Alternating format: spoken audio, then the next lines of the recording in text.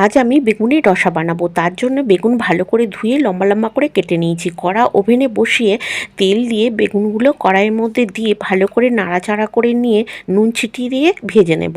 বেগুন ভাজা হয়ে গেলে তুলে রেখে দেবো। একটা মিশ্রণ বানিয়ে নেব। একটা বাটিতে দেবো হাফ চামচ হলুদ গুঁড়ো, স্বাদ মতো নুন, সামান্য লঙ্কা গুঁড়ো, হাফ চামচ ধনে গুঁড়ো আর জিরে গুঁড়ো। সামান্য জল দিয়ে সমস্ত মশলাগুলো খুব ভালো করে মিশিয়ে নেব। বেগুন ভাজা কড়াইতে তেল দেবো। তেল গরম হলে হাফ চামচ গোটা সর্ষে আর চেরা কাঁচা লঙ্কা দিয়েছি ও একটু নাড়াচাড়া করে নেব। আগে থেকে যে মিশ্রণটা রেডি করে রেখেছিলাম সেইটা দিয়ে দেব। সব মশলাগুলো ভালো করে নাড়াচাড়া করে নিয়ে অল্প করে জল দেব। ঝোল যখন ফুটে উঠবে তখন বেগুনগুলো দিয়ে দেব। ঢাকা দিয়ে 2 মিনিট রান্না করে নেব।